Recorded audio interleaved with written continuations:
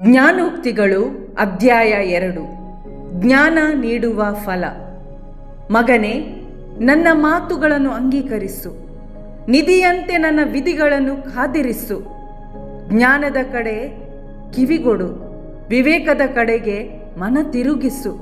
ಬುದ್ಧಿಗಾಗಿ ಮೊರೆಯಿಡು, ವಿವೇಕಕ್ಕಾಗಿ ಕೂಗಿಕೊಳ್ಳು. ಹಣದಂತೆ ಅದನ್ನು ಹುಡುಕು, ನಿಧಿಯಂತೆ ಅದನ್ನು ತಡಕು. ಆಗ ಅರಿತುಕೊಳ್ಳುವೆ ದೈವ ಭಯವನ್ನು, ಪಡೆದುಕೊಳ್ಳುವೆ ದೈವ ಜ್ಞಾನವನ್ನು. ಜ್ಞಾನವನ್ನು ನೀಡುವಾತ ಸರ್ವೇಶ್ವರನೇ. ತಿಳುವಳಿಕೆ ವಿವೇಕ ಹೊರಡುವುದು ಆತನ ಬಾಯಿಂದಲೇ. ಜ್ಞಾನವನ್ನು ಸಜ್ಜನರಿಗೆ ಸೇರಿಸಿಡುವನಾತ, ಸನ್ಮಾರ್ಗಿಗಳಿಗೆ ಕವಚವಾಗಿರುವನಾತ, ನ್ಯಾಯ ಮಾರ್ಗವನ್ನು ಕಾಯುವನಾತ, ಭಕ್ತರ ಆದಿಯನ್ನು ಭದ್ರಗೊಳಿಸುವನಾತ. ಆಗ ನೀತಿ ನ್ಯಾಯಗಳನ್ನು ನೀನು ಅರಿತುಕೊಳ್ಳುವೆ, ಸಕಲ ಸನ್ಮಾರ್ಗ ಸತ್ಯತೆಗಳನ್ನು ತಿಳಿದುಕೊಳ್ಳುವೆ. ಜ್ಞಾನ ಉದಯಿಸುವುದು ನಿನ್ನ ಹೃದಯದೊಳಗೆ, ತಿಳುವಳಿಕೆ ಬೆಳಗುವುದು ನಿನ್ನ ಆತ್ಮದೊಳಗೆ. ಬುದ್ಧಿಯು ನಿನಗೆ ಕಾವಲಾಗಿರುವುದು, ವಿವೇಕವು ನಿನ್ನನ್ನು ಕಾಪಾಡುವುದು. ಹೀಗೆ ದುರ್ಮಾರ್ಗದಿಂದ ತಪ್ಪಿಸಿಕೊಳ್ಳುವೆ, ಮೂರ್ಖ ಮಾತುಗಾರನಿಂದ ಮರೆಯಾಗುವೆ. ಅಂಥವರು ಹಿಡುವುದು ಕತ್ತಲು ದಾರಿಯನ್ನು, ತೊರೆದು ಬಿಡುವರು ಸತ್ಯದ ಮಾರ್ಗವನ್ನು.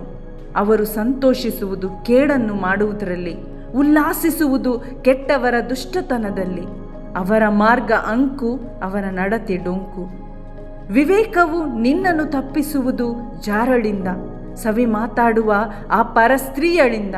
ನಿನ್ನನ್ನು ಅದು ತಪ್ಪಿಸುವುದು ತನ್ನ ಯೌವನ ಕಾಲದ ಪ್ರಿಯನನ್ನು ತ್ಯಜಿಸಿದವಳಿಂದ, ತನ್ನ ದೇವರ ಮುಂದೆ ಮಾಡಿದ ಒಪ್ಪಂದವನ್ನು ಮರೆತವಳಿಂದ. ಅವಳ ಮನೆ ಪಾತಾಳಕ್ಕಿಳಿಸುವ ದಾರಿ, ಅವಳ ಮಾರ್ಗ ಪ್ರೇತಲೋಕಕ್ಕೆ ಹಾದಿ. ಅವಳ ಬಳಿಗೆ ಹೋಗುವವರು ಹಿಂದಿರುಗುವುದಿಲ್ಲ, ಅವರಿಗೆ ಜೀವ ಮಾರ್ಗ ಪುನಃ ದೊರಕುವುದಿಲ್ಲ.